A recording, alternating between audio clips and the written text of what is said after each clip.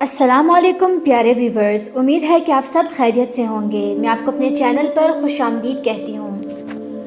اگر آپ کو میری ویڈیو پسند آئے تو لائک، شیئر اینڈ سبسکرائب کیجیے گا اور بیل بٹن کو لازمی پریس کیجیے گا۔ چلیں تو ویڈیو کو سٹارٹ کرتے ہیں۔ سامری جادوگر حضرت موسیٰ علیہ السلام کوہ طور پر اللہ تعالیٰ سے اپنی قوم کے لیے ہدایت حاصل کر رہے تھے۔ ان کے پیچھے ان کی قوم نے سامری کے بہکائے میں آ کر بچڑے کی مورتی کو پوجنا شروع کر دیا۔ گائے کی پوجا کرنے کا مرض بنی اسرائیل کی ہمسایہ قوموں میں ہر طرف پھیلا ہوا تھا۔ مصر اور کنعان میں اس کا عام رواج تھا۔ حضرت یوسف علیہ السلام کے بعد بنی اسرائیل کی اخلاقی اور مذہبی حالت میں بگاڑ پیدا ہونا شروع ہو گیا۔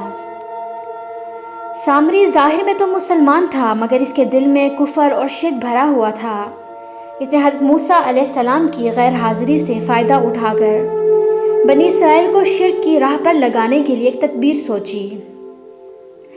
بنی اسرائیل کے سارے زیورات اکٹھے کر کے ان کو بھٹی میں گلایا۔ اب اس نے بچڑے کا پتلا بنایا اور کسی ترکیب سے اس نے بیل کی آواز نکالی۔ وہ بچڑا لوگوں کے سامنے پیش کر کے ان سے کہا، لو، یہ ہے تمہارا دیوتا، اس کی پوجا کرو۔ بنی اسرائیل کے دل میں تو پہلے ہی بچڑا بسا ہوا تھا، چنانچہ بحیرہ قلزم کو عبور کرتے ہی انہوں نے حضرت موسیٰ علیہ السلام سے درخواست کر دی کہ ہمیں بھی ایسے ہی دیوتا بنا دیجئے جیسے ان مصریوں کے بت خانوں میں رکھے ہوئے ہیں۔ سامری کے بچڑے نے گویا ان کے دل کی مراد پوری کر دی اور انہوں نے اس کی پوجا شروع کر دی۔ حضرت ہارون علیہ السلام نے انہیں بہت سمجھایا کہ یہ شرک ہے جو سب سے بڑی گمراہی ہے۔ تم ایک بہت بڑے فتنے میں مبتلا کر دیے گئے ہو۔ تمہارا معبود تو خدائے رحمان ہی ہے، اس کے سوا کوئی عبادت کے لائق نہیں۔ میری بات مانو اور میری پیروی کرو۔ مگر انہوں نے حضرت ہارون علیہ السلام کی ایک نہ سنی اور صاف صاف کہہ دیا کہ جب تک حضرت موسیٰ علیہ السلام طور سے واپس نہیں آ جاتے ہم بچڑے کی پوجا کرتے رہیں گے۔ انہوں نے یہ نہ سوچا کہ جو بات نہ کر سکتا ہو، نہ رہنمائی کر سکتا ہو، آخر وہ کس مرض کی دوا ہے کہ اسے معبود مان کر اس کی پرستش کیوں کی جائے۔ اللہ تعالیٰ نے حضرت موسیٰ علیہ السلام سے پوچھا، اے موسیٰ، ایسی کیا جلدی تھی کہ تم قوم کو پیچھے چھوڑ کر یہاں چلے آئے ہو؟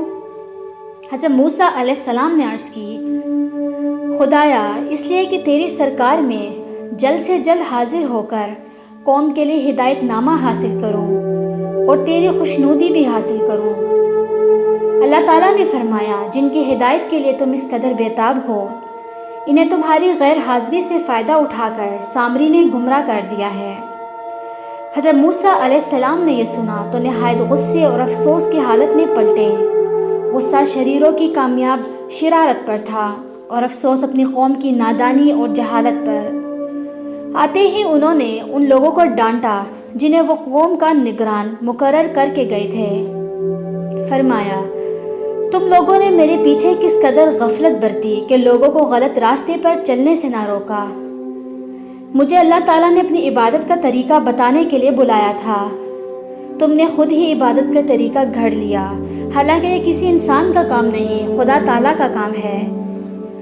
قوم کے لوگوں سے مخاطب ہو کر کہا، اے میری قوم کے لوگوں، تم نے میرے پیچھے یہ کیا کر ڈالا؟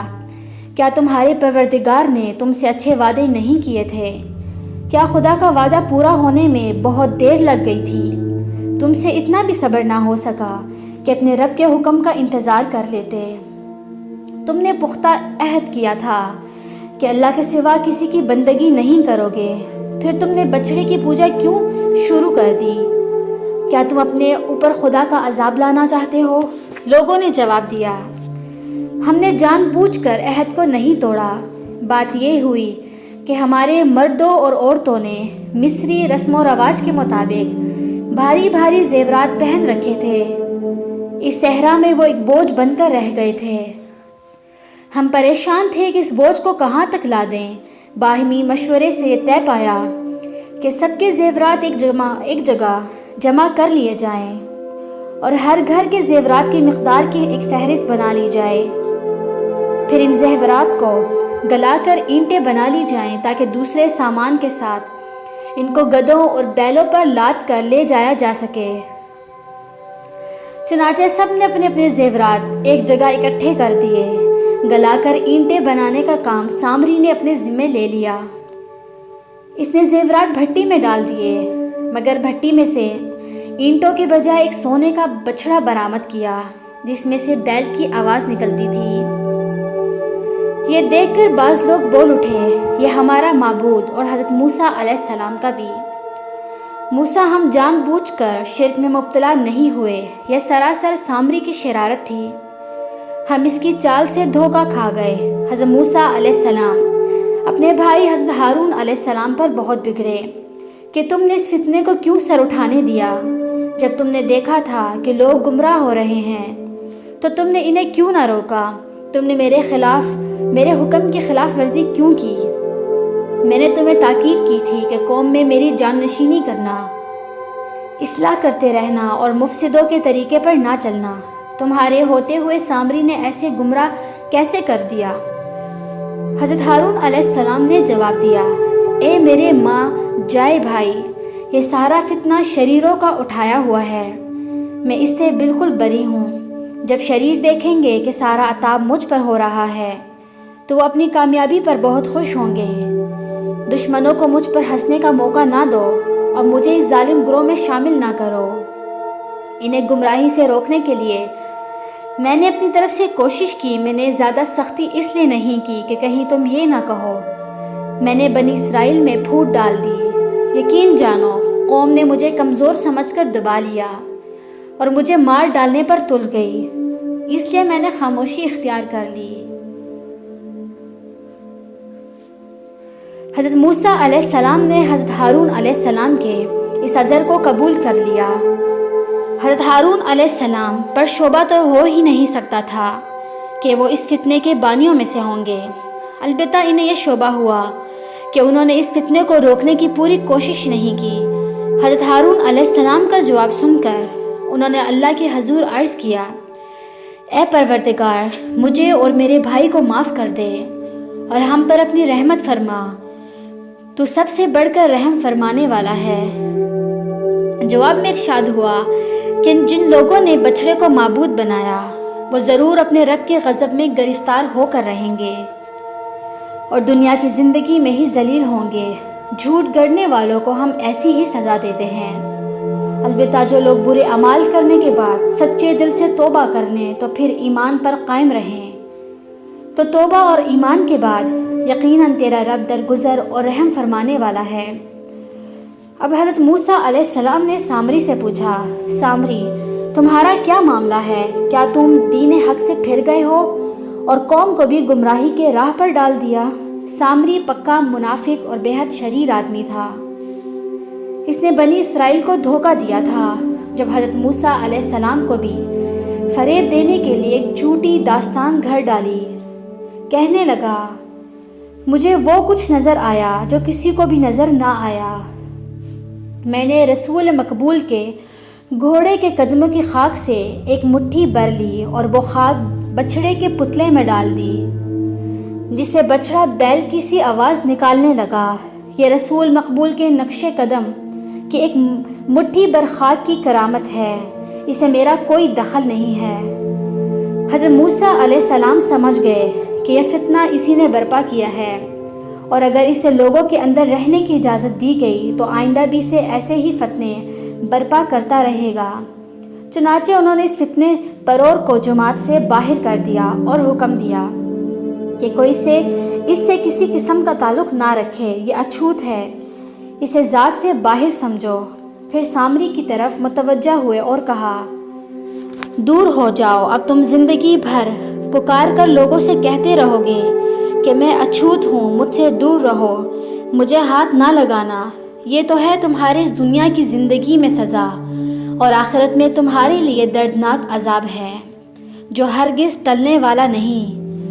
اب ذرا دیکھنا کہ جو معبود تم نے گھڑا تھا اس کا کیا حشر ہوتا ہے۔ سامری کے بچھڑے کو جلا کر راکھ کا ڈھیر کر دیا گیا تھا اور راکھ کو بحیرہ قلزم میں بہا دیا گیا۔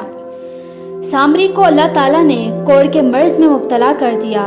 اس زمانے میں لوگوں کو کوڑیوں کی چھوت سے بچانے کے لیے قانون تھا کہ کوڑی پھٹے پرانے کپڑے پہنے، اس کے بال بکھرے رہیں اور وہ اپنے اوپر کے ہونٹ ڈھانکے اور چلا چلا کر کہے کہ ناپاک ناپاک، مجھ سے بچو، مجھے ہاتھ نہ لگانا۔ وہ اکیلا رہے، اس کا گھر آبادی سے باہر ہونا چاہیے۔ چنانچہ سامری کو یہی عبرتناک سزا دی گئی۔ یہ جرم کی سزا تھی کہ اس نے لوگوں کو اللہ تعالیٰ کی بندگی سے ہٹا کر بچھڑے کی پوجا سکھائی۔ اب حضرت موسیٰ علیہ السلام نے اپنی قوم سے مخاطب ہو کر کہا، لوگو، تمہارا معبود بس اللہ ہی ہے، اس کے سوا کوئی عبادت کے لائق نہیں۔ اسی کی عبادت کرو اور اسی کے آگے سجدے میں گرو۔ لوگو، تم نے بچھڑے کو معبود بنا کر اپنے اوپر سخت ظلم کیا ہے۔